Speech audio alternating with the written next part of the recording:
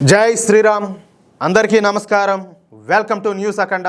నేను మీ కస్తూరి శ్రీధర్. మిత్రులారా, తమిళనాడు రాజకీయాల్లో సరికొత్త మార్పు తెస్తామని, అవినీతి లేని పాలన అందిస్తామని చెప్పి అధికారంలోకి వచ్చినటువంటి తమిళ సినీ నటుడు జోసెఫ్ విజయ్ టీవీకే ప్రభుత్వం పదవిలోకి వచ్చినటువంటి నెల రోజుల్లోనే ఊహించని వివాదాలు సుడిగుండంలో అయితే చిక్కుకుపోయింది. ఎన్నికల ముందు ఆయన వ్యక్తిగత జీవితంలో విడాకులు, గొడవలు, ఎఫ్ఐఆర్, అలాగే రూమర్స్ వచ్చినా కూడా ప్రజలు వాటన్నింటిని కూడా పక్కన పెట్టి ఆయన పైన నమ్మకంతో ఓట్లేసి గెలిపించారు. ఇదైతే వాస్తవం. కానీ ఇప్పుడు క్షేత్రస్థాయిలో జరుగుతున్నటువంటి పరిణామాలు, ప్రభుత్వ అధికారుల నిర్లక్ష్యం చూస్తా ఉంటే సామాన్య ప్రజల్లో ఎన్నో అనుమానాలన్నీ కూడా మొదలవుతున్నాయి. ఈ కొత్త ప్రభుత్వంలో జరుగుతున్నటువంటి పొరపాట్లు, పాలకుల నిర్లక్ష్యం ఏంటో ఇప్పుడు వివరంగా చెప్పే ప్రయత్నం అయితే చేస్తా. ఓకేనా? ప్రస్తుతం తమిళనాడుతో పాటు దేశవ్యాప్తంగా ప్రతి ఒక్కరిని కూడా తీవ్రంగా కలిసివేసినటువంటి సంఘటన కోయంబత్తూర్ మైనర్ పాప అత్యాచారం ఉదంతం. మే 21వ తేదీన సమ్మర్ హాలిడేస్ లో ఇంటి బయట ఆడుకుంటూ కనిపించకుండా పోయినటువంటి 10 ఏళ్ల వయసున్నటువంటి 4వ తరగతి అమాయక బాలిక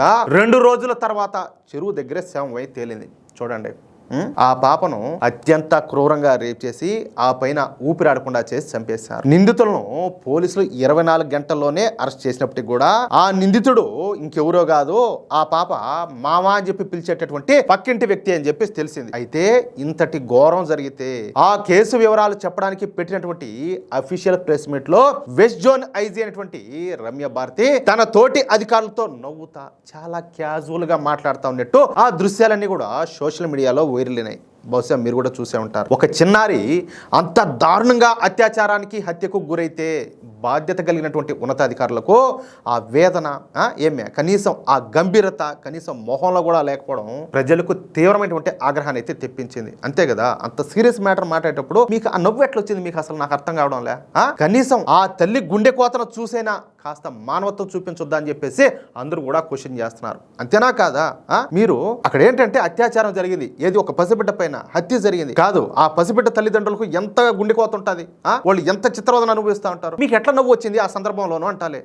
పెట్టిందే ప్రెస్ మీట్ పెట్టిందే ఈ విషయం పైన మాట్లాడడానికి. ఇదే సమయంలో టీవీకే ప్రభుత్వ ఇండస్ట్రియల్ మినిస్టర్ అయినటువంటి కీర్తన కూడా ప్రెస్ మీట్ లో నవ్వుతా కనిపించడం తీవ్ర దుమారం అయితే రేపింది. ఆ తర్వాత ఆమె వేరే మీటింగ్ లో నవ్వినానని చెప్పేసి క్లారిఫికేషన్ ఇచ్చినప్పటికీ హోమ్ డిపార్ట్మెంట్ కి హెడ్ గా ఉన్నటువంటి ఎవరు స్వయంగా ముఖ్యమంత్రి అయినటువంటి జోసెఫ్ విజయ్ గాని ఆ ప్రభుత్వం గాని దీనిపైన 4 రోజుల వరకు ఎలాంటి అధికారిక వివరణ కూడా ఇవ్వకపోవడం చెప్పాలంటే బాధాకరం. కనీసం 4 రోజుల వరకు స్పందించాల. ఈ కేసులో చట్టాన్ని కాపాడాల్సినటువంటి పోలీసులే తీవ్రమైనటువంటి తప్పులన్నీ కూడా చేశారు. పోక్సో చట్టం ప్రకారం బాధితురాలి పేరు, ఊరు, అడ్రస్ ఎక్కడా కూడా బయట పెట్టకూడదు. కానీ పోలీసులు విడుదల చేసినటువంటి ఆ ప్రెస్ నోట్ లో బాధితురాలి అడ్రస్ ను స్పష్టంగా మెన్షన్ అయితే చేశారు. పైగా నిందితుడి ఇల్లు పాప ఇంటి పక్కనే ఉన్నప్పుడు నిందితుడి వివరాలు ఇస్తూ ఇండైరెక్ట్ గా ఆ పాప అడ్రస్ లీక్ చేసినట్లు అయిపోయింది. సరే, ప్రభుత్వం అంటే కొత్తగా ఏర్పడింది, వాళ్ళకి అనుభవం లేదనుకోవచ్చు. పోలీసులకి వాళ్ళకి తెలీదా? వాళ్ళ ప్రొసీజర్స్ ఎలా ఉంటాయి వాళ్ళకి తెలీదా? తమిళనాడు పోలీసులు మర్చిపోయినారు ఇవన్నీ కూడా.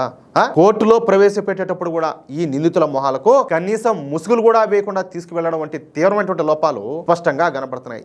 ఈ వివాదంలో అత్యంత ఆవేదన కలిగించేటటువంటి విషయం ఇంకోటి ఉండాలి. తనకు పూర్తి న్యాయం జరిగే వరకు పాప మృతదేహాన్ని తీసుకునేది లేదు అని చెప్పేసి ఆ పాప తల్లి పోరాటం చేస్తా ఉంటే పోలీసులు పోస్ట్ మార్టం పూర్తయిన తర్వాత భర్త దగ్గర బలవంతంగా సంతకం చేయించుకున్నారు. ఎవరో ఆ పసిబిడ్డ వాళ్ళ నాన్న దగ్గర. హాస్పిటల్ వెనకాల దారి గుండా అంబులెన్స్ లో బాడీని అయితే తరలించారు. చూడండి, వెనక పక్క గేట్ నుంచి పంపించేశారు. ఆ తల్లి ఎవరో ఆ పసిబిడ్డ తల్లి అంబులెన్స్ వెనకాలే పరిగెత్తినా కూడా లాభం లేకుండా పోయింది. ఆమె అక్కడికి పోయేసరికి పాప అంత్యక్రియలు కూడా పూర్తి చేశారంట.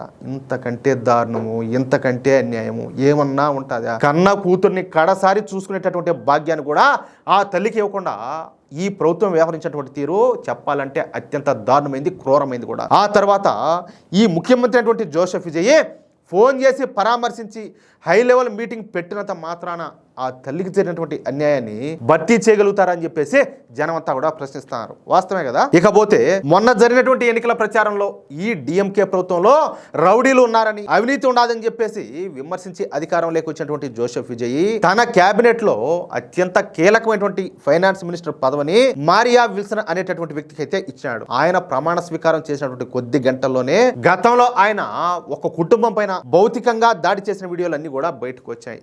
అది ఆయన సొంత తమ్ముడిలని కుటుంబ గొడవలు అని చెప్పేసి పార్టీ ఐటీ వింగ్ కవర్ చేయడానికి ప్రయత్నం చేసినప్పటికీ ఆయన ఎలక్షన్ అఫిడవిట్ లోని నిజాలన్నీ కూడా చూసి జనం చెప్పాలంటే ముక్కు మీద ఏలేసుకుంటున్నారు. ఆయన పైన డేంజరస్ వెపన్స్ తో అటాక్ చేసినటువంటి కేసులు, అలాగే అటెంప్ట్ టు మర్డర్ ఛార్జెస్, బలవంతంగా ఇళ్లలోకి చొరబడ్డం వంటి సీరియస్ కేసులన్నీ కూడా ఉన్నాయి. ఇవే కాకుండా గతంలో ఆయన నడిపినటువంటి ఒక విద్యా సంస్థకు సరుకులు సప్లై చేసిన ఒక వ్యాపారికి దాదాపు 1.10 కోట్లు అంటే 1,10 లక్షల రూపాయలు ఇవ్వాల్సి వస్తే ఆ డబ్బులు అడిగితే ఈయనగా రివర్స్ లో బెదిరింపులు దిగినాడంట ఎవరి మీద, ఆ సరుకులు సప్లై చేసిన వాళ్ళ మీద. మరి ఇంతటి క్రిమినల్ బ్యాక్గ్రౌండ్ ఉన్న వ్యక్తి చేతిలో రాష్ట్ర ఖజానాను ఏ విధంగా పెడతారు? దీనిపైన సీఎం అయినటువంటి జోసెఫ్ విజయ్ ఎందుకు సైలెంట్ గా ఉండారని చెప్పేసి విపక్షాలన్నీ కూడా ప్రశ్నిస్తున్నాయి. మార్పు తెస్తానన్నటువంటి జోసెఫ్ విజయ్ పవర్ లోకి వచ్చిన వెంటనే ఎప్పుడా మే 12వ తేదీన తన పర్సనల్ జ్యోతిష్యుడైనటువంటి రిక్కీ రాధన పండిట్ ను ప్రభుత్వ ఆఫీసర్ గా అపాయింట్ చేశారు. బహుశా మీరు కూడా ఆ న్యూస్ అయితే వినే ఉంటారు. దీనిపైన ప్రజల నుంచి అలాగే ప్రతిపక్ష పార్టీల నుంచి తీవ్రమైనటువంటి వ్యతిరేకత రావడంతో అపాయింట్ చేసిన 24 గంటల్లోనే ఆ ఆర్డర్ ను వెనక్కి తీసేసుకున్నారు. అలాగే కొండంపాలెం టీవీకే ఎమ్మెల్యే కనిమూజి హెల్త్ అఫీషియల్స్ తో ప్రభుత్వ మీటింగ్ ను తన పర్సనల్ ఆస్ట్రాలజీ ఆఫీస్ లో నిర్వహించడం మరొక వింత అన్నమాట. అక్కడ లగ్జరీ సోఫాలో ఆమె కూర్చొని ప్రభుత్వ అధికారులను సాధారణ కుర్చీలో కూర్చోబెట్టి అవమానించింది. పైగా ఆమె పెట్టుకున్నటువంటి డాక్టర్ ట్యాగ్ కూడా ఏం మెడికల్ డాక్టరేట్ ఏం రాలా, ఏదో ఒక ప్రైవేట్ ఇన్స్టిట్యూట్ నుంచి జ్యోతిషంలో తెచ్చుకున్నటువంటి డాక్టరేట్ అనేటటువంటి ఆరోపణలు కూడా ఉన్నాయి. సమానత్వం గురించి మాట్లాడేటువంటి ఈ పార్టీ నేతల ప్రవర్తన ఇలాగైనా ఉండేదని చెప్పేసి జాతీయవాదులంతా కూడా మండిపడతారు. అవినీతి రహిత పాలన అందిస్తామన్నటువంటి ఈ టీవీకే ప్రభుత్వంలో మే 19న రూరల్ డెవలప్మెంట్ డిపార్ట్మెంట్ లో ఒక విచిత్రమైనటువంటి టెండర్ ఓపెన్ అయింది. కాంచీపురం డిస్టిక్ లోని ఒక ఊరిలో 16.83 లక్షల విలువైనటువంటి వాటర్ ట్యాంక్ కన్స్ట్రక్షన్ కోసం ఉదయం 9 గంటలకు టెండర్ నోటిఫికేషన్ ఇచ్చి అదే రోజున మధ్యాహ్నం 3 గంటలకల్లా దాన్ని పూర్తి చేసేశారు. అంటే కేవలం 6 గంటల వ్యవధిలో ఏ కంపెనీ అయినా ప్లాన్ తయారు చేసి బిడ్డింగ్ వేయగలుగుతుందా? బహుశా ఈ న్యూస్ మీరు కూడా వినే ఉండొచ్చు. ఇది ముందే ఫిక్స్ చేసుకున్నటువంటి తమ పార్టీ అనుచరులకు కాంట్రాక్ట్ కట్టబెట్టడానికి చేసినటువంటి బహిరంగ స్కామ్ కాదని చెప్పేసి డిఎంకే పార్టీ అయితే ఆరోపిస్తుంది.